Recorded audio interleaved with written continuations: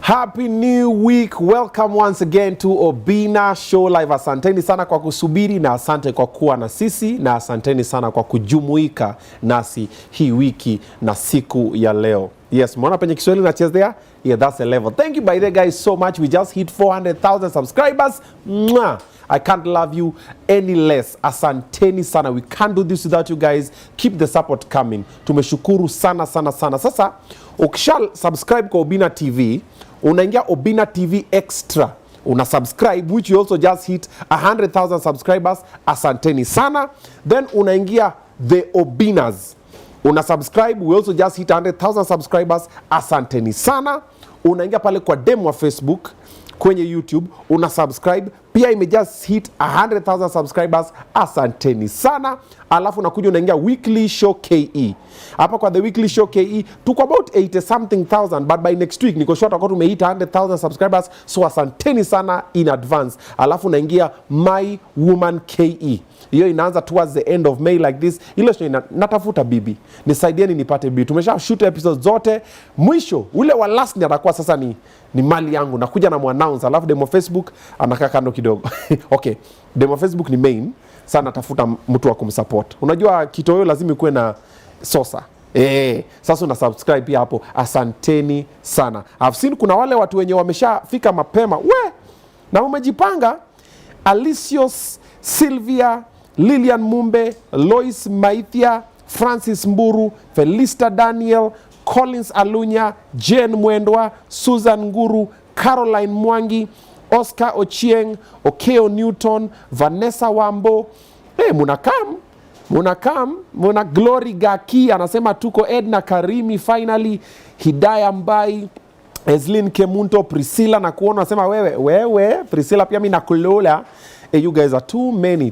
Kama Bonoga na nasemanga too many to mention. Yes, you guys are many and we really appreciate. We are already at 800 people streaming this live. Asanteni sana. Johari yako hapo, Kipchumba yako hapo. Ni Kipchumba Murkomen? Oh, Franklin. Okay. Gloria Tezia, Shelmith Mbinya, VJ Melodies is in the building. JB Creatives already. We have Margaret. Nataka tufike 1,000 hivi alafu ndo tuanze. Tukifika tu 1,000 like this we start. Joseph Kariri, Ann ako in the building. Isa, I've seen you. Salina Kosgei, Dorcas Wairimu, Faith Nzomo. We have Mwanasha Mbeyu. Unasema hi, hey. Thank you so much for tuning in. We are at 1,000 people. Thank you very much. So it's official. Welcome once again to Obinna Show Live, the only platform where we get to bring for you some inspirational guests, some motivational guests, and sometimes we bring intriguing guests. Kama ule alikuwa anafanya kwa mochari. Lakini wacha niwaulize.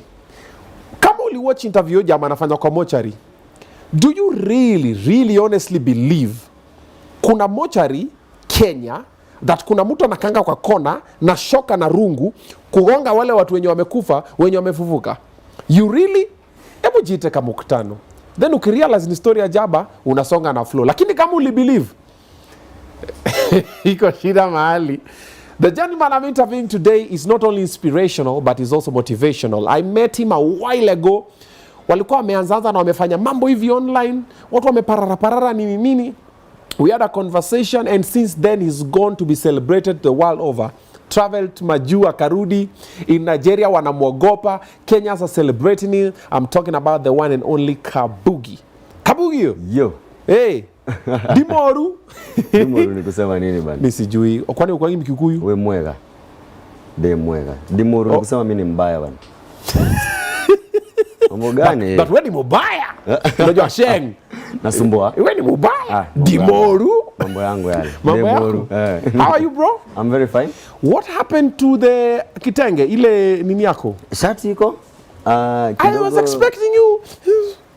Kidogo kina mama wameikataa. Nikienda mahali wananiona sana.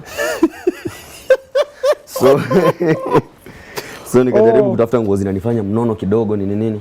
Wamama wanapenda hii. Juu unajua Sabila huwezi kosa ndevu, ukose luku. Huwezi kosa ndevu na ukose luku. Sasa hii ndio ndevu sasa. You looking nice. Thank you. You look dope. You look dapper, man. I like it. Them shoes, my G. Mambo ya ndugu yangu. Weka viatu hapa, bro. There you go. Bwana pan kwa viatu bwana, wewe uko namna gani wewe? Pana hapa kwenye viatu. Jamaa amevaa viatu hapa na luku. Wewe usipan, wewe utaonyesha soul na soul nini. Ni chafu. Umepan kwenye viatu. Cheki wewe. That's it. Bro, you look amazing. Shukran. I like it. So this is a new brand. No, not really. The shirt is still there. Ile hatuiache. Ile ni Ile ni kama demo wa Facebook kwako. Simesema kitoweo alafu. You just have to bring. I mean, I don't know who you're talking about. No, it's okay. That's my demo of Facebook. Sema ni kama Amberey kwangu. Yeah, but ni it's kama fine. Amberey kwako. I'm living in denial. Unakatangu na ile huyo ndo uko na yeye. Anyway, have you been since last I've been okay. Yeah. Tunasukuma.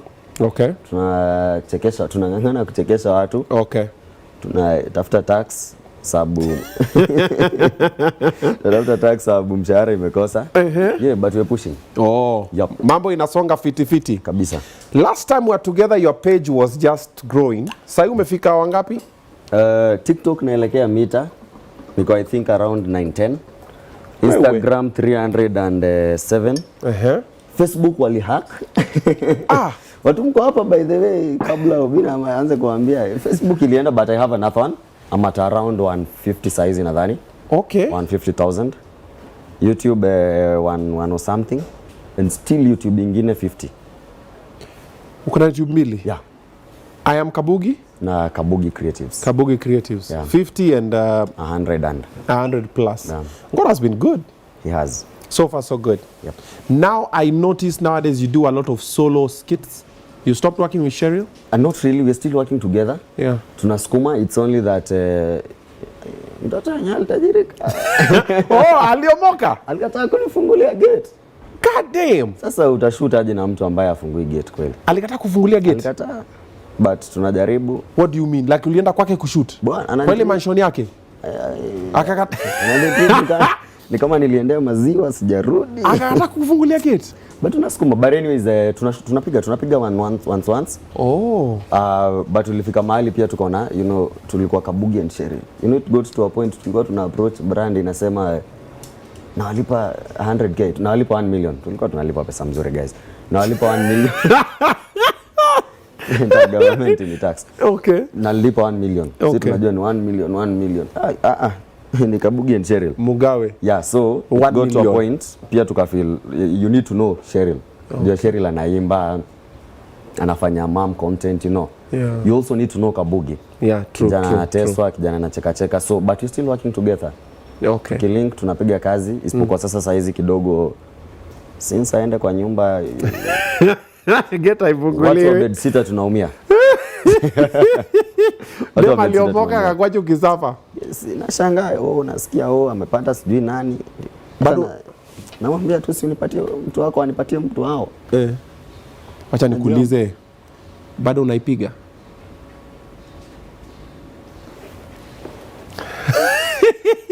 Baba, ni adjust hii light adjust hii light na nichoma sana hapa.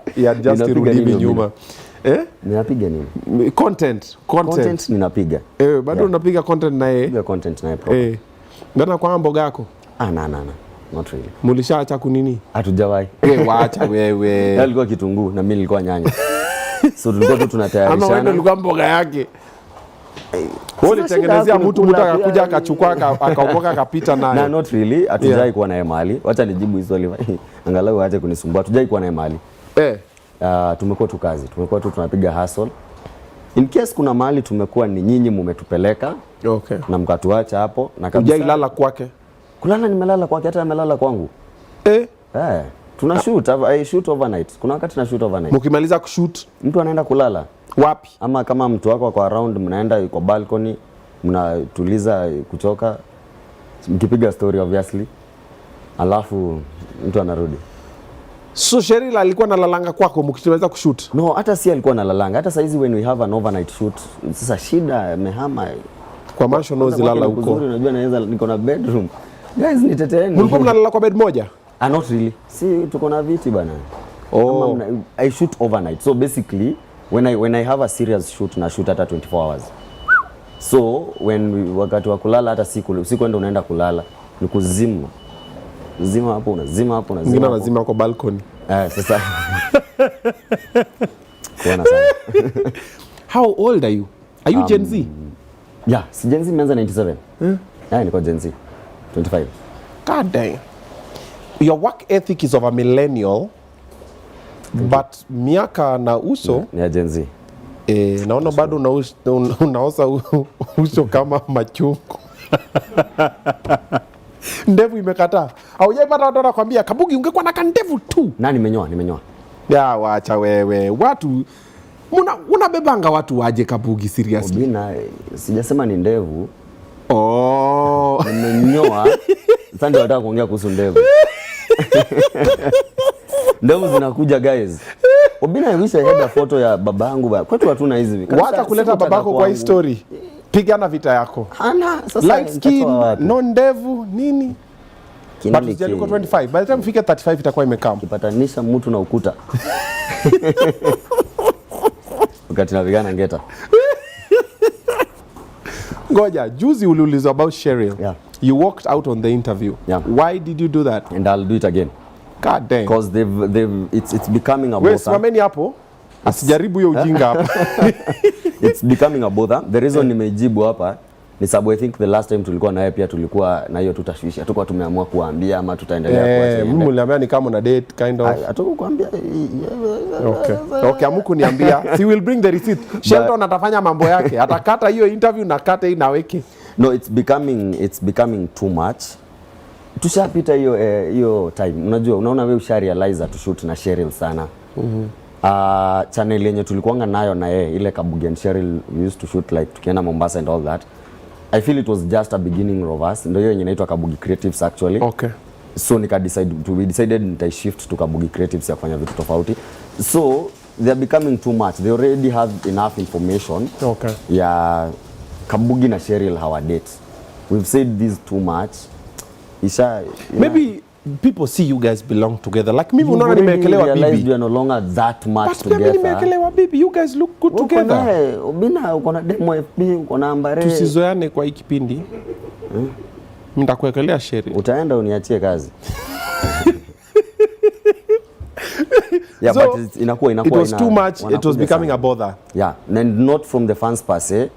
Wanasumbua mimi mtoto mdogo, ndevu sina, mpenzi kidogo sijui ni naye. Mama ndio hiyo pia anasikia mnaniuliza Cheryl, anashangaa na uko na Cheryl, uko na mpenzi na uko na mimi. Amua uko na mama.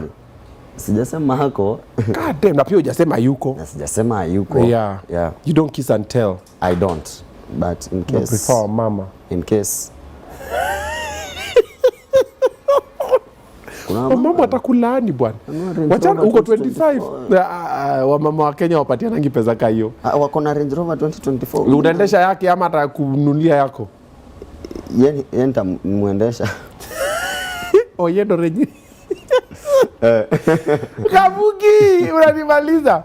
Nimeona umeweka mawaya kwa meno. What's happening? What's your dental situation? Bad. I've always Oshio.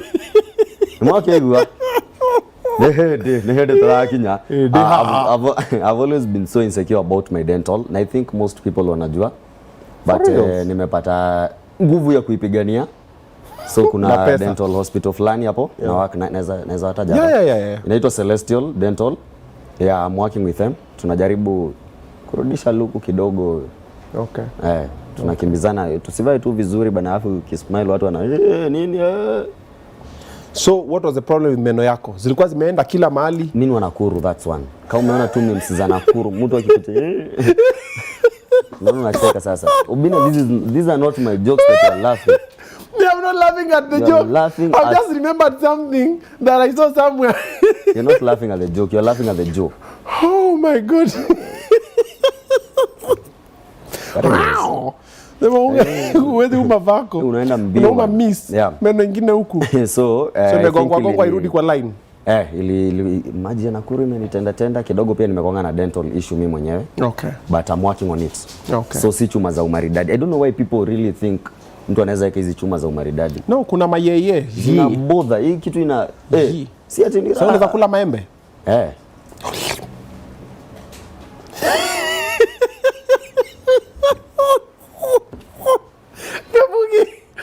Bro, you're 25, man. Focus. I'm focused. Eyes on the prize. Nini ya maembe imeisha season, ndio maana nimehold. Nilikuwa nataka kuonyesha naweza kule Realize season ya maembe imeisha. Nimekuona nyuma 18, but it's fine, it's fine. But anyway, so far so good. Every other thing has been happening okay. Yep. Kila kitu iko sawa. Iko salama. All right. I want us to talk about a couple of things. First, I saw the battle you picked in Nigeria. Secondly, your brand is more of a victim brand. Then also I want us to talk about YouTube license. I hope YouTube zako mbili ziko na license. Hizo license mbili. Mambo ya Mungu. I want us to talk about mental wellness, mental health. Let's talk about depression. Let's talk about stress. Let's talk about drug abuse, especially on young guys like us. Kwanza vijana sana. Let's talk about vijana mbona tuongeangi. And on that, yes. I'm very proud of you. But shukran kwa Mbugua. Oh, okay. Yeah. Man, kazi safi. No problem. And we are not stopping. We've just started. I hope there'll be another Mbugua somewhere and another Obinna somewhere will help that other Mbugua. Then we change the society. Yende sana. Finally kuna mtu ametufikia. Yeah. I don't like it when I see young people, especially in the Mount Kenya region, wakipotea na alcohol, like that area, young men, alcohol, makali. Then if you go down to the Nyanza region, we have a lot of men who are poteaing into unprotected sex, unwanted pregnancy, marriages at a very young age, laziness. Then ukikuja areas za Nairobi, Jaba. Sanane hivi maboyo shaka azabe. Mazeni kushikisha tuko G-bag na jat. So I don't like seeing that. I like seeing people working. So we'll also work on that, but to stop. So to join. All right? I'm here. First, let's start with the battle. Ulipeleka vita Nigeria. How did that idea come about? In case you live under a rock, so there's a Nigerian gentleman ule wa women nini aliongea mbaji wa Kenya, Kabugi one man army. Akatandika mpaka msi aka apologize. How did that happen? We are Kenyans. I am a Kenyan. And Kenya is my business. Okay. Venye tu umeandika kwa the banner. Yes. Till jokes do us part. Wewe tusumbue, tuchekeshe. Lakini kuna joke yenye usikae ni kama unataka kuguza Kenya. Usikae ni kama unataka kuguza creative industry ya Kenya ama wanadada wa Kenya. So wanadada. Nilikuwa pitia IG nikapatana, I think ni NGC walikuwa wamepost. Yes. Akisema kuhusu music yetu. Of which kidogo ni factual. Lazima kweli ni vejetu hataki kuambiwa. Usituambie. We know. Hata sijawaambia kweli. Mimi hawa ni mafans naambia kama kuna msanii anaangalia tafadhali toka live. So nikapata ameingilia music. Kidogo nikaria watu wametupiga sana, msitupige kwa club, mnachezwa tu Roy Sambu, unatukulia tu. Pesa mnatungarishia tu msitugonge tu kila mahali. So nikaona kidogo wa Kenya tunaumia. Ameamua kutugusa mahali atuguzwi. Nilipokuwa nikipitia mitandao yetu nikarealize wako na president raisi and I think that's where the idea came in. Because for first I was tagged Sabunishai. I think I've done something before. Kupashana. I think it was a Ugandan guy. But in deleting your video nilirealize watu wanataka kunipeleka huko sana. So I was tagged. Nikakuja and I was like, I'm a creative. Watu wametugonga si tu. Let me reply. That thing grew your brand, Very. You got a lot of hits from that. Mama wa Nigeria. When now, mama, focus. I beg my son, no. No, it's like. I like the way you. Unaona mama biashara zinako nazo Obinna. Mimi sijaona biashara umepewa na mama wa Nigeria. But wameniongelesha, wameniambia nikienda Nigeria mwenzangu kazi napiga. Kazi gani? Kazi. Mnamwona Mimi namuona huyu jamaa kuna jambo lile ambalo kidogo kijana anafanya vile. So you did that. Kenyans rallied behind you. Proper. I was one of them. We were like, yes! We just didn't know what to say and how to say it. Okay, we knew what to say, we didn't know how to say it. Then you put it directly there. And apparently he replied. See, I apologize. After me reply, before I apologize. After me reply tukashika tena. Tukaangalisha huko tukaambia nyama ya serikali. Ndio aka apologize. It was 2 videos actually. For real? Yeah. Alijibu tena vibaya? Akisema? I don't recall venye alisema. Na amechokoza tena juzi. Hajatulia, but sasa hizi ameenda Rwanda. Unajua it's a country I love, so ni kama unataka kupigania wa Rwanda. Sasa hizi yeye anaongea kama Mrwanda. Nadhani Nigeria walimwambia ukituongelea tena utafanya nchi ifungwe. If it is Kabugi who is fighting for Kenya, tutaumia. Yeah. Wachana na Nigeria. Ati Obinna uso imekauka sana bana. Sasa huu ni light skin. What do you want me to do, man? I ain't got no other face, baby. This is my face.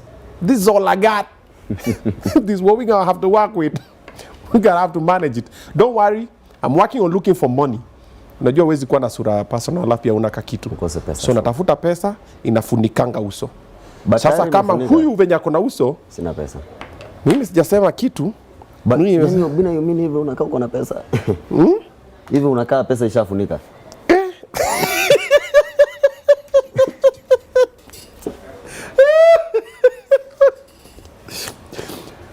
Let me just put this out there and for you. What's written on this table? Obinna Show Live. You will not walk out of this. We will kick you. We will throw you out of. God damn. Hawezi niambia hivyo. No, umesema umetafuta pesa imefunika. Sijasema nimetafuta, nimesema natafuta. Obinna unakaa kweli? Natafuta. Unatafuta. Yes. So unakubaliana nikipata nda glow. Mkorogo bro. Nitakuwa light skin sana. Na unauma lips nini. Kusimungoje nipate pesa muone. Mambo ya pesa. Mimi nikipata pesa, hata wewe unafikiria wewe light skin. Mimi nakwani kaanza, excuse me guys. So Ambare. No, nikipata pesa Ambare atanitafuta. Sitamtafuta. Speaking of kutafuta pesa na Ambare kunitafuta, let me plan my people with Tech Globe. So if you're looking to travel wherever, they will hook you up with the tickets, the airport transfers, anything, visa. We're talking about birth certificate, we're talking about passport. You're just looking for anything, tours and travel. Tech Globe are going to hook you up with anything you need. You should get in touch with them. And I have a video that we did. Sikia uko nayo, ebu changamuka nayo. Check this out and then we'll come and talk after it. Mama napoka ndakupigia. Yes, ndakupigia. Niko na emergency hapa. Hapa Parkland, hapa Ojiji Road. Kidogo tu nakupigia. Just a moment. Hi. Hi. Umeshinda aje? Nimeshinda. Kuna mama alikuwa ananisumbua hapa, mimi hata sitaki story yake. Nimepata kazi Saudia. Okay. Nimepata kazi Saudia na nataka visa. Nataka ticket. Na nimeambiwa hapo ndio mnaweza nisaidia. Hapo tutakusaidia na kila kwa sababu nilikuwa nimeteseka, nimeenda kwa chief. Kuna chief anakuwa na kitambi hata hakuna kitu. Imagine ana passport. Chief ana passport. Anatuma nini na ana passport. Sasa nilikuwa napiga round hapa, nikaona hii kitu imeandikwa pale kwa barabara. Nikasema wacha nikuje, nisaidike. Ni hapa ama si hapa? Ni hapa utasaidika na kila kitu. Kama gani? Tunakusaidia kufanya application ya visa. Na pia hiyo passport. Si passport hiyo unasema. Hiyo passport. Sasa hiyo ya kutravel. Ya kutravel. Yes. Lakini mimi naona unaongea slow. Nataka mimi mtu ananipeleka. Nataka mtu kahandi saa mimi. Inaweza ongea na boss wako? Tunaongea naye. Unaweza nipeleka? Acha nikupeleke. Very nice. Karibu. Hi. Umeshinda aje? Niko salama na. Fine, thank you very much. Ofisi yenu inapendeza.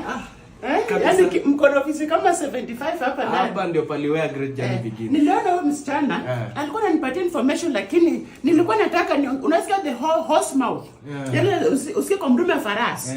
Nikasema wacha nikusikie. Huko nje watu wanagonga huko nje, lakini najua hapa kuna trust 100%. So nataka kwenda Saudi. Nimepata kazi. Sasa hebu nipatie hiyo process juu hata chief pia alinipoteza. Sasa umepata kazi. Yes. Wewe ushakuja uko na kazi yako, si ndio? Sasa wacha nikwambie. Sasa wewe ukishakuja hivyo wewe umepata kazi. Sasa sisi tutakusaidia kutafuta tiketi ya ndege. Wewe uko na tiketi ya ndege? Sina. Unataka kwenda Saudia lini? Waliniambia after 1 month hivi ikiisha niwaambie tu and then wataningoja. Sasa wewe fanya hivi. Yes. Sisi hapa tunafanya flight ticketing, unaona? Hata visa ukitaka ya kwenda kwingine tutakupea. Sasa wewe sio Saudia peke yake. Sio Saudia peke yake. Wewe sema Canada, UK, US, wapi? Schengen, hata European countries. Wacha nianze na hiyo Saudia and then after hapo nataka niingie Sydney. Yes. Unataka kwenda kufanya nini Sydney? Si kupigia mwili pale. Mimi kama mama wa chama lazima nipige mwili pale. By December pesa ya chama nipige pale. Haina shida. Yes. Wewe ukichajiandaa kuja. Sasa wewe niambie ticket tunataka lini? Nichukue dates alafu nikupe after 2 weeks. Kama inaweza enda through ndashukuru. Utakuwa umenisaidia. Mungu atakubariki kijana yangu. Haina shida. Na utabarikiwa milele na milele. Ukinisaidia baraka za wazazi ibendi bure. Haiendi. Yes. So niko sure nitapata. Wewe utapata. Mungu akubariki. Nasema kwa nyatini. Erukama. Amen. Ai. Na wa trust. Huko nje watu wanagogwa. Naenda kuambia mama wote wa chama. Wakitaka wakuja hapo Jijo Road hapa. Wewe waambie, wewe unataka kwenda Canada, UK, US, Germany, Italy. Hapa ndio kila kitu. Kuja hapa. Very nice. Take Globe where great journey begins. Take Globe. Na tutaanza nao safari vizuri nywe. Kesho kuna na kuleta mama wengine wa 6. Sawa kabisa. Wanataka kwenda China. Sawa. Karibu. Amen. Akini message. Thank you so much. Kijana. Habari yako? Mzuri mama. Kijana mtanashati. Kijana handisa mama ndawei. Unafanya nini hapa mandhari mazuri? Unajua mimi naekanga vijana. Mimi nataka kufuga. Bentem. Si tuende na wewe Saudia. Mimi siendi Saudia, mimi naenda UK. Unaenda UK kufanya nini? Kijana, sikuja nikufuge tu pale. Mimi naweza hata kukulipia ticket. Uniamini? Nimeshalipa, nimeshasaidiwa na. Umeshalipa? Usaudaki wa mama. Mama nyaba. Alrighty.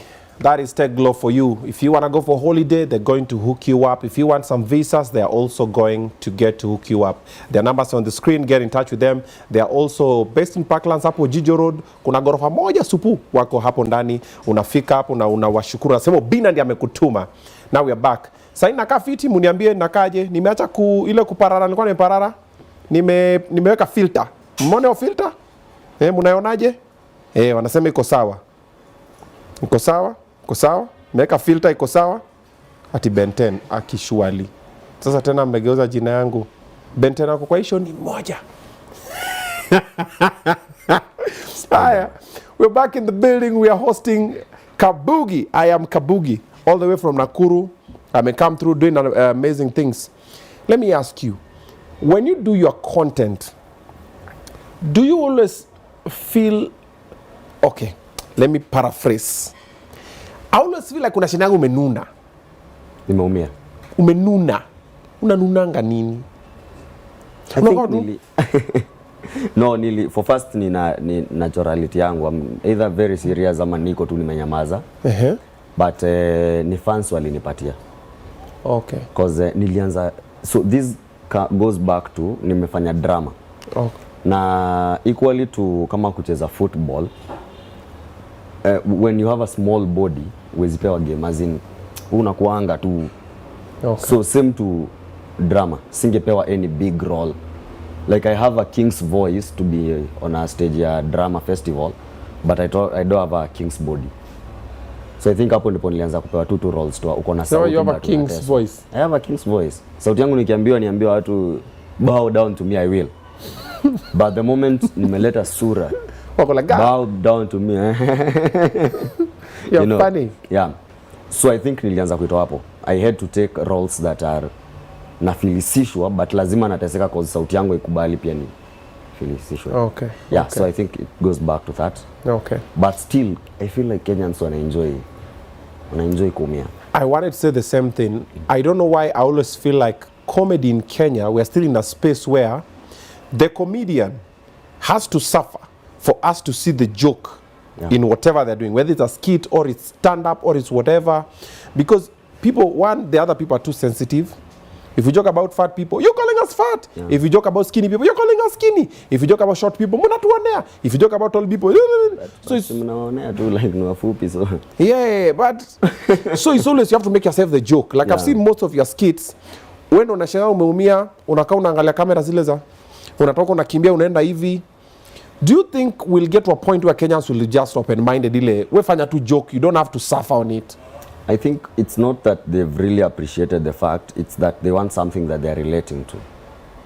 Okay. Najua tayari tunafinywa every corner by whoever is finyaring us, you know. So they want something they can relate to. You know, the moment you want to show a Kenyan venye umefanya makanga akanyenyekea, I relate. Hakuna siku makanga ashainyenyekea, lazima ukue ndo unaumia. Passenger anatanyenyekea. The moment you want to show a Kenyan that ulifanya an African mama akanyenyekea, an African mama hata wainyenyekea. You know, lazima hakuna time tuseme kama ni light skin. Hakuna time kutai kuwa na narrative ya light skin ameshinda kitu fulani. Okay, hiyo ni ukweli, lakini bro, you are a comedian, come on. I'm not talking about you. But if the shoe fits, okay, continue. You just found the light skin joke funny. You see, Kenyans. But you're your joke, you ni ukweli. But imagine wana relate, Obinna. They're relating. But since you're here, wacha nikuulize, ni ukweli your light skins wana nini? Tunaumia. Nini? Okay, anyway, let's continue. Wamama wananipenda mimi, sasa nitajuaje ndugu yangu? Mimi nilianza Jumbe huko si mama. I don't know nani wanasema hivyo. Huko tunaitwa madak choku nini. Nyinyi mnaitwa aje? For you guys, mimi kidogo unaona the black the berry, the sweeter the juice. Wanabeba maji. Kumbuka mama akibeba maji hivi na mtungi wanaengelea hapa. Nilianza kufurahia back then, sasa kabisa I can't relate. I can't relate. Yeah, munanga slogan kama the darker the berry, the sweeter the juice. Yenyu kwa? The mama, the woman, the mama, the better.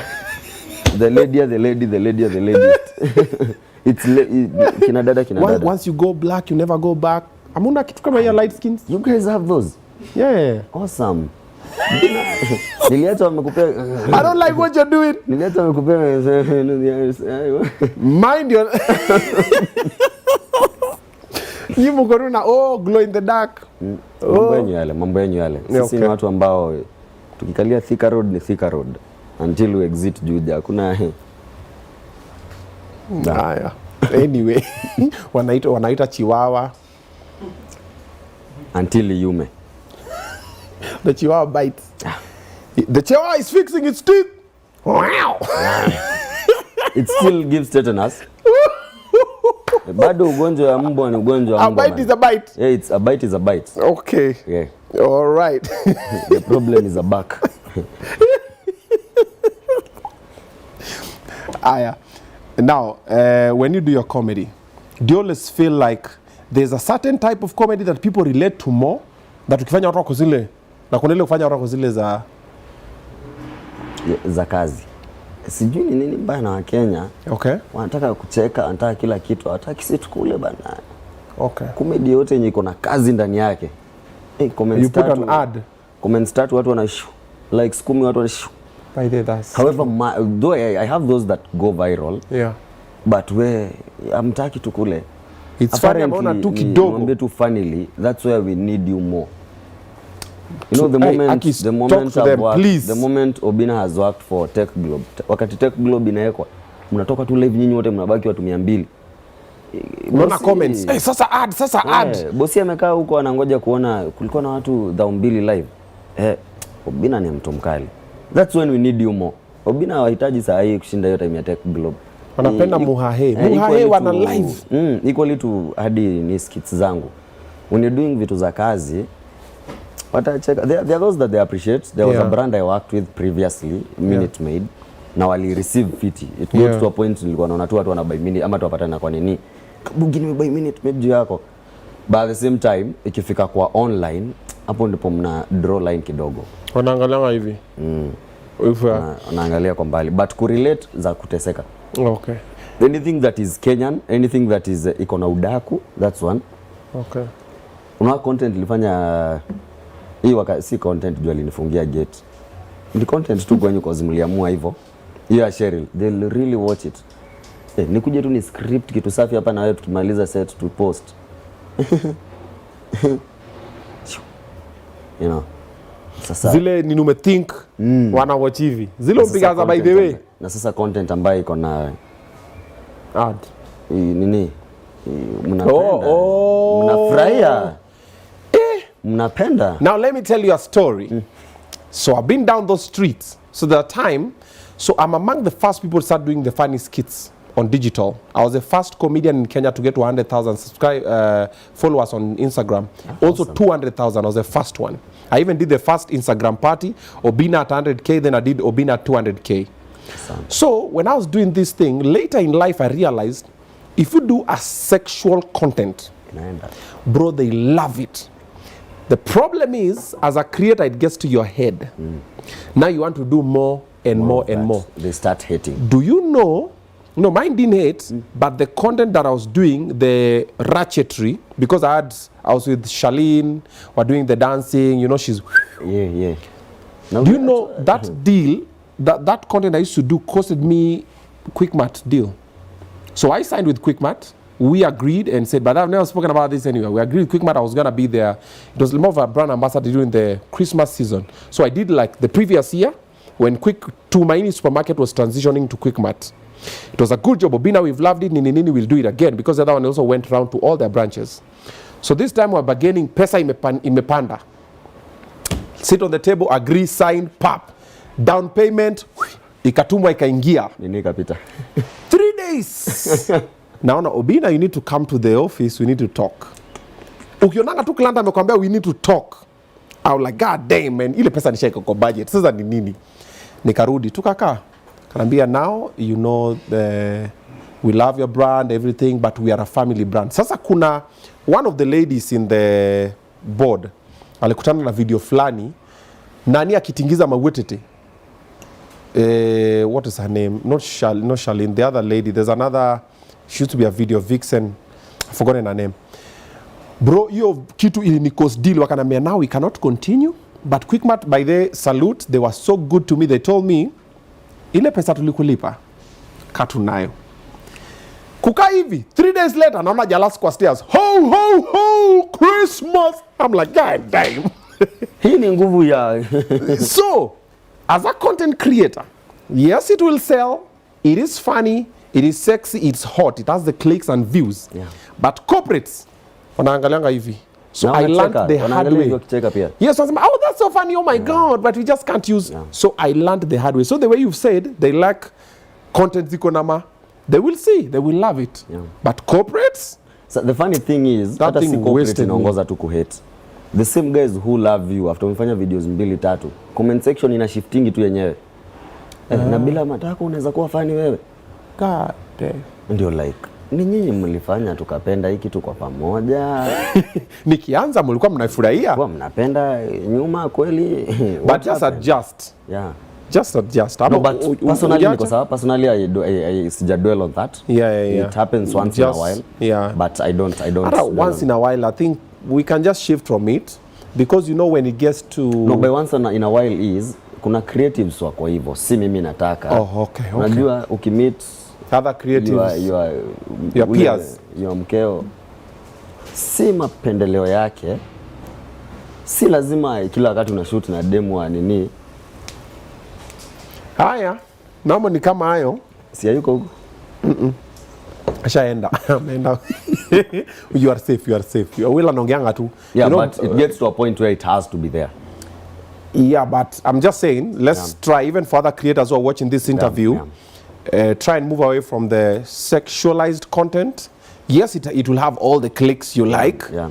And trust me, learn from me. I've been there, I've done that. It backfired on me big time. I lost a major deal. Yeah. And they already paid a percentage and wananiambia kanayo wacha tuendelee, and so I learned because like na nilikuwa nimepangia odo, so learn. Yeah. Also there are some clients who are watching. Yeah. But anyway, move with us. Yes. Our creatives wenye wanatumia nini wakihamia kwa funny things, move with them. Sijasema nini funny.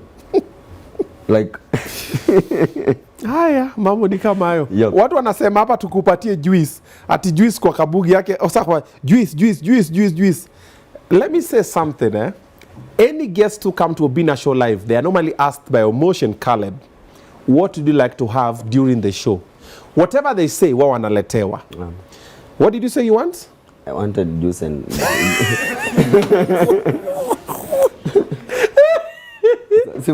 oh my God. Wow. Kabugi, you're doing this to me. No, wacha tu niwaambie. Ama you don't want me to tell them. Mwambie venye tulipanga. Unajua show. Unasikia ni tulipanga, si mimi nilitaka. So this is what mimi nilitaka juice. But Obinna akaniambia, juice na nisaitisha yangu peke yake. Tupange kwa pamoja ukunywe maji. Sasa but I wanted water. Oh my God. Yani hivi na nyatu acha kwa ngori. Yeah, so Kabugi wanted juice. Unajua asha kunywa sana Minute Maid. Sasa imejaa sasa akasema acha nikunywe maji ni balance. Yeah, so they also have to let you enhance your color. Yeah. Also pia inanisaidia ku glow. Unaona nikiweka hapa kidogo, unaona 3D effect mliambia Obinna umeparara uso nini, tumechange mafilter nini. Yeah, demo makeup akuja. So hii ndio uso yangu original, but next week mtanaona ile nyingine mezoea. Ile handsome boy. Yeah. So we give our guests whatever they prefer. Na mambo inakuwa kama hayo. All right. Let's bring it back to license. Last week I think I was among the first ones, or I was the first one, I don't know. I was the first one to receive a letter from KFCB. They told me I have 14 days to comply. I need a license for Obinna Show Live. Yeah? Tumefika wangapi? Siku zimefika ngapi? Hey, hata si hesabu. Amhesabu channel inaenda. Channel no. Siniona I think the CEO alisema, "Bwana niko na lawyers wa strong. Miguna ali come through. Otieno Willis aka come through." Nani people were like, "What's happening?" Karen Nyamu akasema, "What's going on?" But let's be factual. Yes. Was it really something that was happening? Were they really in need of the licenses? I don't think so, but now you know where we are. We only remain to speculate. Because I really, tunaumia bana. Yeah, where we are now, we are just like, people are thinking of a lot of things. Like, Obinna, you're stepping on toes. Ama, the government is becoming greedy. Ama, someone wants to kulia something. Not even kulia. Ama, to frustrate the This youth. is my theory. Tafadhali kama wewe ni agency ya serikali, nipe kazi. Would it be, hata kuku wanataka license, walikuwa hata watuesha na tusaidia. License. Tumewasamehea, tunawapenda. Yeah. You know, it really didn't make sense to me. Yeah. Tumeitishwa license asubuhi, by jioni I think Kauli realize all the creatives waliendelea ku create videos hadi the next day. Cause asubuhi, Obinna, we want a license within 14 days or your channel is going down. Jioni, Obinna, we have realized makosa ni yetu, YouTube si yetu, that's one. 2, tunakupenda. 3, tushakutax. Could it be a possibility ya watu wako wanataka hii? This is my take. Okay. Wakitaka kutuitisha, like kama they have the nguvu kuitisha license, which I don't know whether they have, because YouTube hata si yetu, waitishe. Obinna, uko na pesa, umenilipa pesa ngapi kuja hapa ndugu yangu? You've paid me to come here. But this is the deal. I wish watu wangekuwa walitumia na tumonetize TikTok. Obinna, I'm headed to 1 million followers on TikTok. Pesa nishaikula mingi TikTok ni 30,000 ya gifts live, and I stopped doing those lives. All right? There was a time I saw Njugush post kuna video alifanya ikaenda big sana. I think it had more than 50 million views ya Instagram. Akapeana analytics juzi akasema, if I was being paid for this is the amount I'll be having. Obinna, if I was being paid by Instagram, if I was being paid by TikTok, if I was being paid by Facebook, ningekuwa na drive, ningekuwa na bibi na watoto, ningekuwa na children's home. This is on a very serious home, or on a very serious note. Okay. I'll be having an institution to support creatives who are upcoming. I'll be having, it's paying. Have you seen creatives outside Kenya, South Africa, but people have money. Angalia wasanii, I don't know whether Nigeria monetize, but angalia wasanii wa Nigeria, GLE. You know, I wish watu monetize. Walisema mnatumonetize TikTok. License tutachukua, hata ikuwe mita. Obinna, umenipiga 1.5 kukuja hapa. Ya Obinna amenipiga 1.5k kukuja hapa. Sijaka k hapo ni I wish watu monetize. Yeah. They monetize for us. Hatutakosa pesa ya kulipa license hapo. This is what I think, yeah. Creatives will do whatever license that's required by the law. Yeah. However, there are proper ways to ask for it. Is there are proper ways. Requires it, eh? No. Actually, Dr. Ezekiel Mutua said it's actually by the law that for you to air a film in the country, there's a license you need. A film. Yeah. You know now. It's funny how our leaders realize, get to when your constitution, but they get to understand the constitution as time goes. You know, most of our leaders are old. Most of our leaders are old. So when they realize, Ishawa Peter wako like, wait a minute, this guy should be paying for. Niaje, weni tenant wangu Midorad Road, umekuwa naishi hapa miaka ngapi? Umekuwa ukilipia nyumba wewe? Nipatie pesa. Hebu nipatie nyumba ya nini ama uhame. Tutawalipa. Hata wakitaka kututumia kanjo wanakujia 200 tukishoot. Obinna nipe 200 ya shoot ya leo. So what I was saying is they need to find a proper way to communicate so that we know. So that a young creator who's watching this will know that, oh, by there, for me to have a YouTube page, I need to have A, B, C, D. You see the same way we used to shoot with drones. From nowhere, Muta akasema, for you to operate a drone, you need a pilot license. You're like, it is hui, inapanda juu na shoot, inashuka chini na iko na content. Same thing ukingeta una shoot, unashikwa. You are marketing the city, you are marketing the country because people are watching where it. Where does the 30% of YouTube go to? That one is not even Kenyan. When you are deducted revenue by YouTube, inachukuliwa na wasi wa YouTube. Yes. So the money we get is already taxed, but si tax ya Kenya. Okay? And even what you get is not enough because our leaders have not sat down on the table and negotiated a better deal. That is why Facebook in Kenya has not been monetized. TikTok, Instagram, Twitter, and all of them. But wanajaribu wanasema, tumeweka mikakati, tumepanga, tutafanya, and we are creating now. 90% of young people are either creating on TikTok, YouTube, wapi, but tunangoja tap the screen, that's the main source of employment saizi nikiulizwa. Right now, main source of employment for young people is digital. And to young people, hiyo ndio wanaenda kutumia ku campaign 2027. Yep. Tunawangoja. But now, someone is sitting down and deciding, you need, and I'm thinking, if it was not malicious, bro, they found my name, even though my name does not have a H, they found my name and Jugush and every other person. It was a phone call, bro. When the government wants you, they'll find you. Hi, Obinna, ama email. This is Kenya Film Classifications Board. Can we have a meeting regarding your YouTube Now, Peter through CAK, Communications Authority of Kenya, and we know this is what's happening. We sit down as stakeholders, we discuss. Oh, guys, there's an oversight on our side to realize a Munanga license. We're like, oh, so we need license. How much is it? Ama what's required? Ama nini? It's easier. But kutuma tu chukua license ama tumepea 14 days. I don't mind the amount. Like, I also don't mind the amount. Wanitisha 100K. Yes. I'll give it. But please affirm me, tuteteni 30% ni pesa wanaweza hata negotiate. But hiyo 100K bro, ukishalipa, question is also this. Once we pay the money, why are we paying the money? Where are we paying the money? Where is the money going to? Yeah. And after I pay you the money, why am I paying you the money? What are you helping me with? You get? Like if we pay KFCB, yes, we don't mind. But why are we paying KFCB? Yeah.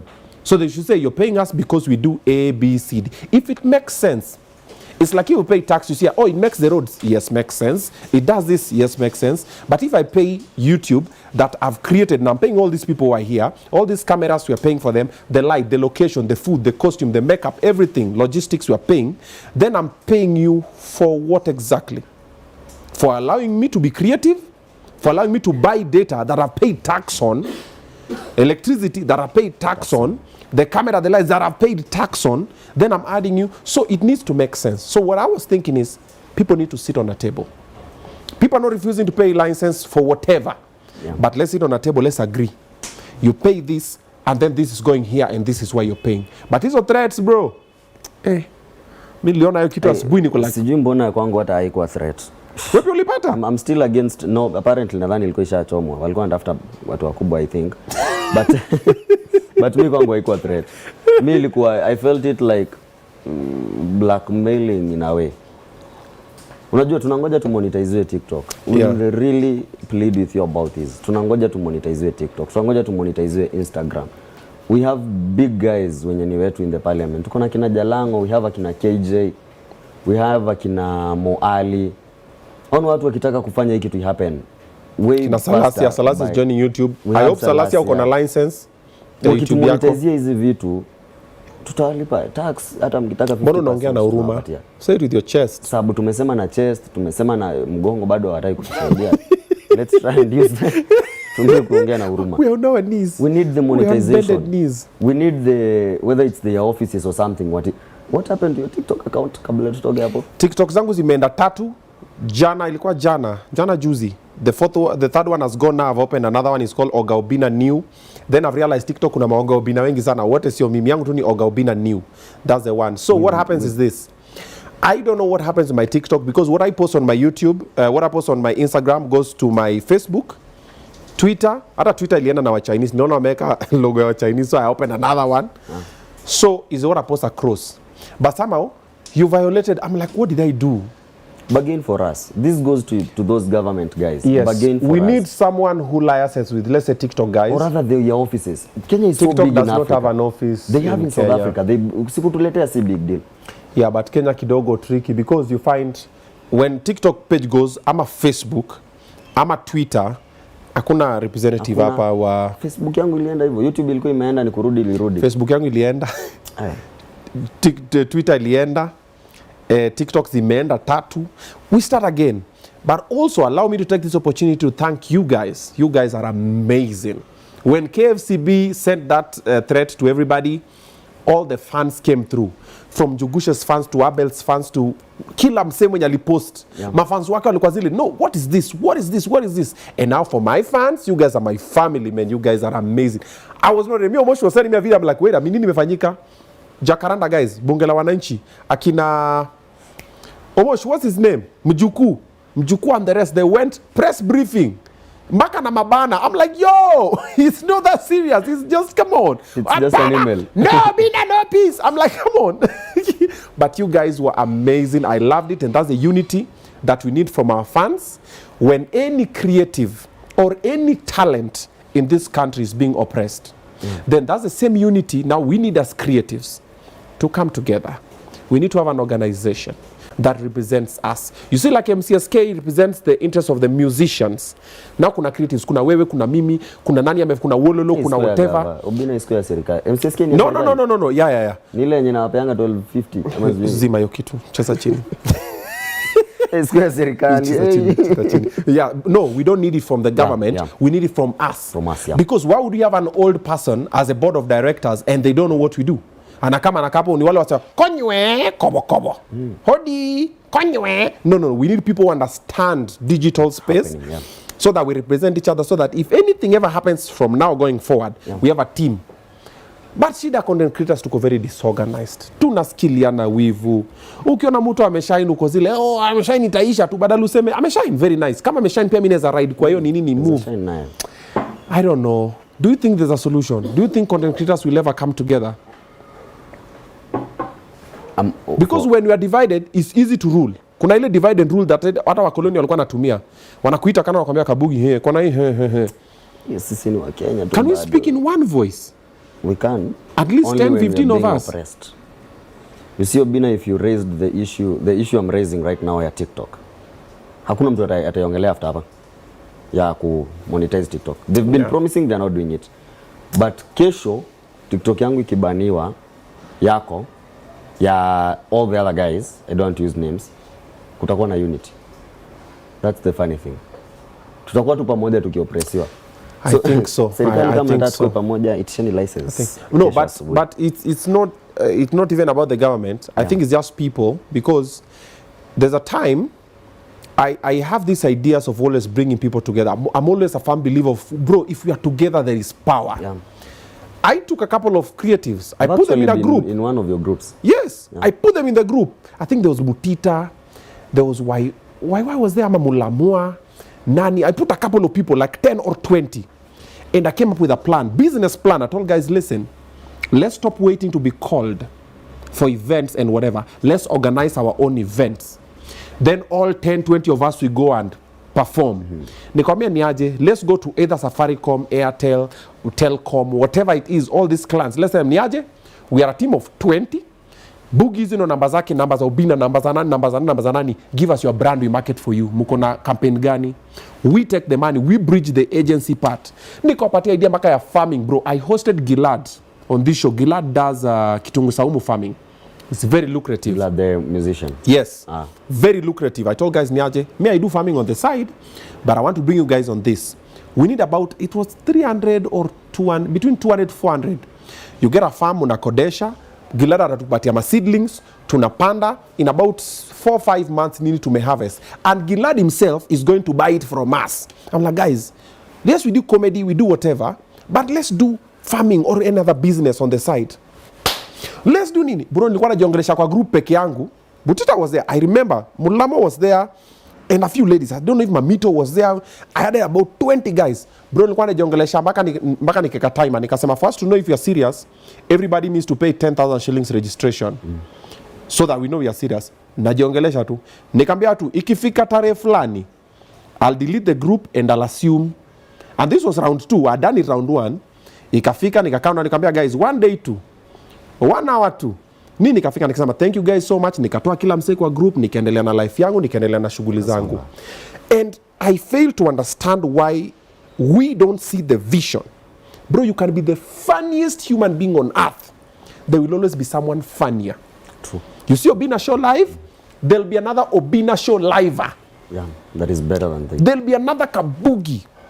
But when you are Obinna show live, what, bro, we know content does not have money. Yeah. We know, you know, I know. Yeah. We have survival. You can drive an average car. You can marry an average woman or marry an average man. You can live in an average house. No. Okay, you'll marry a mama.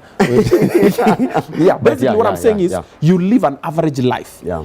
But if you want to go above and beyond, bro, the money you need is not money for content. You need money for business, other things. How you make your brand a business. But the more I try to make people see this thing, oh, Obinna anataka kututumia. Oh, so you find you're big now. In the next 1 year or a few months, you are no longer big because someone bigger has come. And then depression, stress, alcohol. Because when a man lacks purpose, they do what to? Pleasure. They distract themselves with pleasure. Yeah. So maze nilikuanga mnoma maze. For example, sorry to the fans, but let me use this example. There's a time Ben Awama Lines was Ben Awama Lines. Nyaje Molio. Right now, he's not the way Ben Awama Lines was, but he's still the same Ben are talented, but probably there's another Ben Awama Lines who's come. Yeah. But when he was Ben Awama Lines, what happened? You see, why do we think like this? From a Gen Z, because millennials, naona nikatu kuna kashida.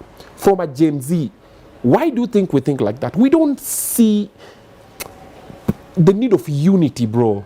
Like today, tuinge parliament pale nje, bro. Sikia, watu wamefika hivi parliament. Njugush, Abel, Obinna, nani. We're like 100 of us in Jetua parliament. Nasema, we want to talk to guys, we want to table this motion. This is what we want. Yeah. TikTok has to be monetized. Facebook has... Do you think it will not happen? It will. But if I call it, ndakuwa hapo peke yangu. It will happen. Until kiwarambe, then unity. Why do you think? I think one ni kitu ulisema ya sort of jealousy or something. Kabugi ame trend. Bana nikanta lose kwa mfano. And apparently that's one thing mi ufanya. Mi naona nikipata na there is a guy anaitwa what's the name? Comedian Mwirigi or something. Okay. That guy is dope. Time nilimuona ndio ilini hit. There was a time I was this. Na ina happen tu, kuna time unarudi chini, kuna time unapanda. Happens. I think one ni jealousy. Like Kabugi yako, wait, ujamaa amekuja. Guys are no longer going to love my videos. 2, I think ni first satisfaction. The moment Kabugi ame drive, Kabugi is okay. The moment Kabugi amepata 300k on Instagram, ni 300k nikidm mtu I'm done. You know. Niko na blue tick. I'm done. First satisfaction. I think hizo ndizo reasons mimi naweza sema main. Is there a solution? Because bro, if we continue as we are continuing now as creators, hata tukue na hii association bro. Haita work. True. Because people have to see.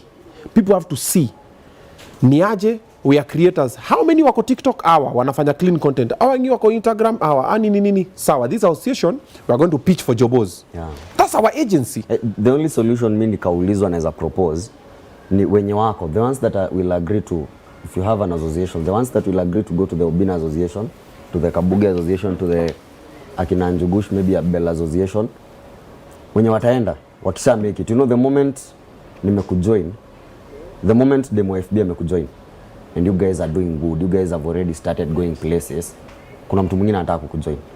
Apparently I'm pretty sure ni venye uja open your opportunity, you'll be shocked how many big guys, or rather big guys want to do that, bro. So I feel the only solution is having the few that want to do it, let them do it. The moment they're successful, the moment you realize it's not all about Kabugi driving, it's about Kabugi driving and going home to his house, it's about Kabugi being funny and going to his farm, you know. The moment mse mwenye ana grow ame realize hivyo, tuta raise a very different minded, you know, guys. So we just do it. We risk with the ones that will do it. You know, now the problem is normally the ones who are willing to do it are the ones that don't bring anything on the table. True. That's normally the problem. Then now you end up carrying a whole society on your back as one person, because the ones that will help you carry them are not there. Because if you are 10 strong brands, bro, we can carry 30 others. Like each of us can take 10 under us. Yeah. And we are supporting them. Whether it is lessons for grooming, ama negotiations, ama dressing, ama content creation, ama whatever. You see, if we are 10 people and all of us have 10 people under them, how many are we, bro? But now to get these 10 people who are in the same space, I don't know why. Tuko na wivu too. I'm like, bro, there's so much cake. You can bake your own cake. They can bake your own cake. Like right now kuna gozo kona Obinna show live 20 na bado wale wananiwatch because mimi napenda venye Obinna anavanga ama venye anachekanga ama set yake. Then sasa napenda mwingine because nipenda ni mfani. Nipenda like there's so much. When we were growing up, there was Citizen, there was KBC, there was KTN, there was NTV. These four. People used to watch. All. Because kuna babaka mpenda tu KBC. Vernacular zimekuja still ziko na nguvu the same. Bro, vernacular zimekam all over. Zote ziko na nguvu the same. The same. Ukiambiwa compare Citizen na Inoro, you can't. They are still equal nguvu. Look at petrol. Someone will fuel at Shell, someone at Rubis, someone at Total, someone at Lexo, someone's due where. And they will still just fuel. Yeah. And they will still drive in the cars and people read their destinations. I try to make content creators and comedians and musicians and celebrities see this. Bro, I did a song, it's called Friday Night. I collaborated with 9 artists. Bro, first of all, getting them, some of them, a lot of hassle. And even there's some artists have called and said, yo, fanya collabo na mtu fulani. You guys have that thing. Oh, unajua, oh. I'm just like... People again, sikumbuki how big were the artists? No, very big. Very big. They've been huge. After Willie Paul, there's a time I called Willie Paul and I called Musa Jakadala. Told him, yo, you guys, you need to do this song, nini. Musa was like, I can't get Willie Paul. I got Willie Paul. Willie Paul, I can't get Musa. Go studio. Wakenda studio. Wakafanya ngoma na wakatoa. At least them, they listen to that part. But I wish our other artists who will still, for example, Octopus and Calligraph, there's animosity, there's, you know. If they are to do a tour, the two of them, nobody else, what do you think will happen, bro? Around the country. Bro, that's money. Think money. Ati, oh, unajua mimi niko na beef na huyu jamaa. Beef? Bro, utakula beef. Niaje, niko na beef na we, let's square it out on the stage. Tunafanya tour, tuko Mombasa, tuko wapi. Those people can jazz stadiums like this. Willie Paul Bahati. You can still go back to your beef. Mkimaliza mnakosana kwa stage ya mwisho. Yeah, kosana hapo ndo beef pile. But sasa mko na beef and it's not earning you money. I'm like, bro, do we still want to eat street cred? You see, Willie Paul and Bahati, I spoke to Willie Paul, I spoke to Bahati. Oh, Mrs. Ivanya Shona, oh, Mrs. Before that Willie Paul came and I told him on the show. Like, I see so many opportunities for people making money. For example, I would not stop to host any celebrity on this show. But I call some of them, now ananiringia. I'm like, bro, this show is not even for me. It's an inspirational platform. Yeah. I want to share your story. Someone does say, if Kabugi made it, I can make it. Me, I don't go with Mushene. Ati bro, mazi scandal, mazi moto, nipe chai. No, hiyo ni a weekly show, kuna hizo stories zingine. But someone will still look at it, ningeenda kwa show yake nitamjenga. Anasau bro, this is Timela. This is a train in South Africa. Whether you come or you don't come, every Monday there'll be Obinna show live, and someone else will sit here and will still inspire. But we just have that kachuki too, bro, and it's really stagnating us to slow down. Musicians are not united. That's why watu wananyanyaswa na music bodies and everything. Comedians, dancers, acrobats. I'm just like, bro, sometimes I feel sorry for us. Have that sort of. I'm a fan of Nigerian stuff. Not too much South Africa, but Nigerian. Do you know how big those guys go all together? Unajua Nigeria kuna Obinna wangapi? My nigga. And funny enough, they're not just Obinnas on being funny. They're Obinnas hadi kwa parking. The smallest car they have in Lexuses, bro. Unatoka na Lexus hivi uko like God. Man, those guys wameshikana. I don't know how that narrative would go out there, but I'll really wish. Stakeholders in Nigeria, they have a lot of stakeholders, like labels, even sponsor comedians, and they say, I want you guys to shoot ABCD. And then also their content creators are very open-minded. When they come here, there's some of them who are normally coming, they want to do with people. They want to shoot because they understand the power of collaboration. After I did the Nigerian thing, yes, Nani followed me. What's his name? Why am I forgetting it? Kingsley followed me. Na akikuja tutafanya kazi. And I was like, wow. Do you know how big you are to me? Bro, in Kenya ili hata fellow celeb akufollow. Hey. Kwa Insta, namfollow kwa nini? Ni follow ndio ni muonge. Just like, tuko na kiburi, kifua na jina imefika, then unarudi kwa nyumba rental. Bro, do you know I suggested to those guys in that group that I formed, I told them we go buy land. Niliwaambia ni aje, kila msi hapa anaweza toa 50,000. Tuseme tu for the next 2-3 months, we want to look for 50,000 ama 100,000. Tushikane, tuende to buy land huko, Kisaju huko ndani. Let's build our own estate. Bro, tukienda kwa kampuni ya simiti, hatuwezi kosa. Sisi wote watu 20, majina, free of charge. Mabati, sijui milango, sijui vifuli, nini, then tutengeneze estate, whether we live on it ama we rent it out, we will have. That is an investment. Then we move somewhere else. Nick, bro, niliambia hata wasi tufanye biashara yao, man. God. Na Obinna uko nataka kukula. Bro, niliambia tufanye biashara yao, man. Hiyo na mimi hata. Baka nikaenda Makabondo. Kutafuta. Baka nikapata maboats na nikawakamia na breakdown. Nikamwambia ni aje? Omena inauzwa hivi, hii place inauzwa, boats ni hivi na hivi. Bro, because me I talk from facts, mimi na research naambia hii na hii inakula. Tufanye, bro. But mbona mimi nifanye? Do you know how much money wasanii wa secular wako nayo? Ask me. Bro, sisi wenye tunapiga kelele, we ain't got nothing. I've been trying kupenya kwa the Kikuyu bro, guys. Kikuyu artists have money. I happened to be in a Kamba meeting. artists. I happened to be in a birthday party ya one of those guys. Niliingia kwa parking, ilikuwa KD. Si KDB, KD the green one. Ndio hiyo. Yaani bado kuna number plate ya showroom. Nishanga, is this a Luo birthday or a Kikuyu birthday? Yep. Guys have money in the vernacular. Bro, vernacular. Wakamba, Wakikuyu, some Luos and some Kales. But sana sana Wakikuyu na Wakamba. Nao wakishikana kaa ni event. Event itakujwa na wewe labda wajui, itakujwa na Samido, itakujwa na Joyce Mama, I know them. Na Wajen. Si nilifanya nini ya DJ Fatso wakilaunch nini? Those guys bro, walijaa hivi. Like huwezi jua nani mbigi, yes. Nani alianza 1917, exactly. Nani alianza 2020. Akina Gatutura wanakam, wana chill. And then also I noticed when I was hosting DJ Fatso's event, ilikuwa huko Burudani Address, watu wamesimama na yeye. Anasimama hivi anasema saita, mimi nataka kutoa nini, watu wasimame, mimi natoa 100, mimi natoa 50, mimi natoa 200, mimi natoa. I'm like, bro, this is the support we need. Those guys stand with each other. Basi sisi ni akina nani? Mimi ni star, niko na followers TikTok. Na move on.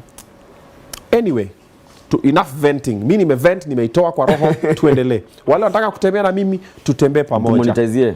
Yes. Platforms. No, that one will Walisema mwezi wa 6 ama. No, we'll see how we'll try skuma. Please. Try skuma. Sisi tumesema hiyo tunaomba. Bro, hope is not strategy. Let's not hope. Let's push a hand. Right. Yes. Okay. Because that's our bread and butter. Now, let's talk about depression. Another situation that I'm very passionate about is mental wellness, mental health. I talk about it because I've been in very dark spaces personally, and I will never wish anybody to be there. So I see young people, they come, they spiral into stress, then it'll build into depression, some substance abuse and everything. And I'm just like, if someone would talk to them, and also if they would listen when someone talks to them, then I see you, I see everything you're doing. And you know, sometimes when you post some content and it doesn't get the views you like or you prefer, you're like, ah man, you feel down. In your career as Kabugi, have you gotten to moments where you've been stressed, you've been depressed, or you felt like, me I want to throw in the towel? What I mean, then tafute kazi kwingine? I think I've been stressed. Yeah. Stress, depression. Okay. But one thing I've never done, I don't know how good I am at intrapersonal fights. Okay. Sijai fikiria kushusha. I've never gotten to a point I was like, I'm done. Because apparently the degree that I'm graduating with, haihusiani na what I'm doing. But already home wanajua, umse degree ni papers. I've never gotten to a point of giving up, but I've been stressed. And it happens on a... Kwanza the thing I told you about working with clients. You work with a client, you promise them numbers, you post content, wanakuangalia. You go to extents of posting on your statuses. Unaenda, mimi hata kuna wakati nilikuwa nimecreate group ya watu kama 30 WhatsApp. Nikipost naambia, naomba tuko enda cheka. Go laugh for yourself. Hata usiende useme ati I love Obinna's drink that you are advertising. No. We enda cheka. It's funny. That's enough for me. Yeah. So I think ni stress, but I've been with people who've been there. Okay. I've been with people who go to extents of doing drugs. Mtu kinamumania pedi nipige nini mbili. The people don't know that weed is drugs, eh? Yeah. They assume weed is very heavy. It's drugs. But now apparently even mogoka and to some extent I don't only blame it on content kutoenda. Yeah. I take it back to us. Obinna saizi creative mwenye anaingia kwa industry, akishafika mahali analipwa 100k. Hiyo siku amelipwa 100k, atalala na 50k. True. Kama atalala at all.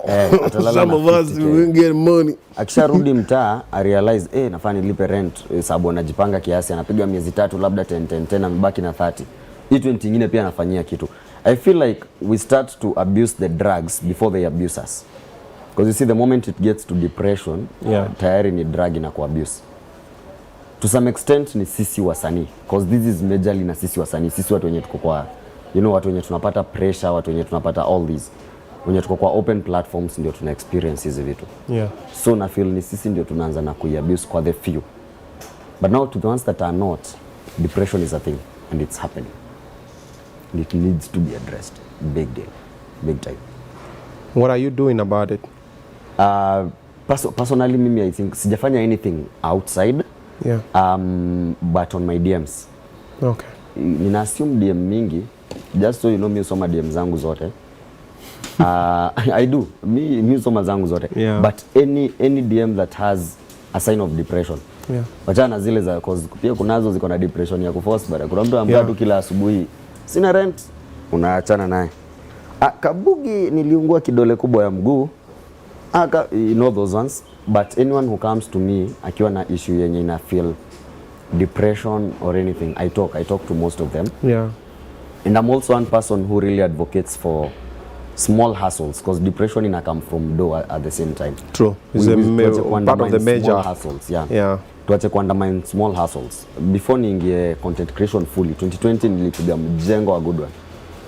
Agudo. Hii mwili ilipiga watu wenye kona kuru anaweza nitambua. Block. Yeah, a good one. Na ni ile ya mawe, si ile ya block. Unajua zenyu ni block zile za mnachoma. Hapo ulikuwa mtu kuleta maji. Nimebeba simiti kutoka kwa lori kupeleka nini 5 bob per cement. And I used to look at mama wakuza watermelon na majamaa wa mayai. There was a time there was that debate wakisema people make a lot of money, they do this, wasi wakapinga. Those guys make money. I'm one person who really advocates for small businesses. Hizo biashara zenye tukiwa na 500 una start. Wachana, si lazima ukue Kabugi, si lazima si lazima ulipo 1.5 na Obinna ndivyo ukuje show. Those small businesses, because most people who come to my DMs ni young, ni small guys pia, money wise. Those businesses really pay up. Buy your t-shirt, kamera, kama uzio msiongeza so moja, pige chukua ingine hivyo hivyo. Si lazima ungoje uandikwe. Si lazima ungoje ati Kabugi Nairobi bana anaweza pata hustle na kama na viatu kali ni aje bro? Fika bei. Lakini sasa usi No. No. Tu Obinna kwa kona bana alafu No, ananipata kwa kona. Nafanya nini kwa kona mimi? Okay, mimi ndio natembea guys, usinipate kwa kona. Pate yeye kwa kona. But on a serious note, I really advocate for small businesses because na feel their part money is the major deal ya. Half of the problems are caused by money. Poverty. Yeah. Poverty, sasa ndio religion inakuja na walima. But poverty is the major deal. So the moment you've already sorted that, the moment you're able to provide for your family, hata vituka GBV, because I'm a big activist to a GBV, vituka hizo utafanya. Because you have money, you're providing, you're good to go. Yeah. Kuna ile calmness pesa au kupea. Alafu kuna ile wasiwasi pesa pia ukupea kama una. Yeah, unaona unakasirika tu. Unaona niko calm na wasiwasi mingi.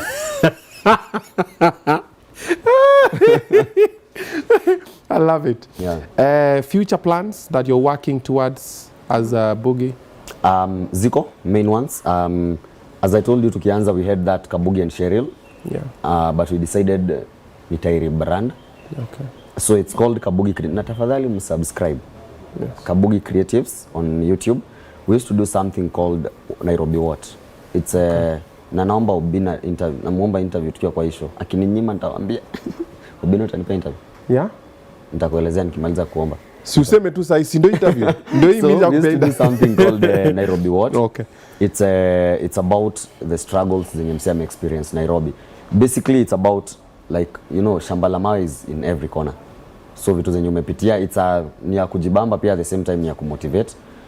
I'm bringing it back under the company now. I have a company called I am Kabugi Creatives. Ni ya kusupport creatives. So if at all you are an upcoming creative, I got you. Still doing events, cover your events, probably emceeing events and such. Yeah, and to harbor the upcoming creatives. I also have something I'm working on. Sitasema jina kwanza because I've not registered it. I don't know whether the name is still available. But it's a foundation for the less fortunate. As I've told you, I receive a lot of DMs Kabugi this, Kabugi that. So I'm incubating a foundation. It'll come through in like a month or two. Yeah, it's for the less fortunate basically. Okay. But sasa majorly saizi na wako na I am Kabugi Creatives. Okay. And on the just normal interviews. Motivate upcomings, kumotivate msee mwenye ana feel Nairobi imenipiga sana, Dubai imenipiga sana. Okay. Yeah. All right.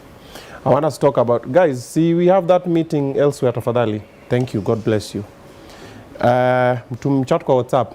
I want us to talk about you running for a political seat because a little bad is telling me you want to be an MP 2027.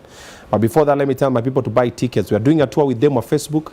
We are going around the country. We are going to over 10 different towns. So what you need to do is go to madfund.com and buy a ticket because what we are doing is this. When we posted and told people tuanzie wapi, a lot of people suggested different places. Na tukianza Nakuru watu wa Kitale watasikia hivi, tukianza Mombasa watu wa Nairobi hivi. So the first place where we are starting the tour is the people who buy all the tickets. Wale wenye watanunua tickets zote, tunajua Nakuru wameshabuy tickets zao, tunaanzia hapo. Ama ni Kisumu wambuy tickets zao, tunaanzia hapo. Ama ni Western wameanza tickets zao, tunaanzia hapo. So what you need to do, go to madfund.com. Ukiingia hapo utaona tu there are different tickets for different shows nini. Utapata tu Oga Obinna hapo, picha yangu na picha mama. Picha mresh. Okay, mresh wacha nitoe hapo mrembo. Sema tu picha mama. Picha mama. Sikia hujapata hiyo lower third? Umeiweka? Mbona sioni hapa? Sio hii. This is not the one I gave you. Put the right one, bro. We had this brief.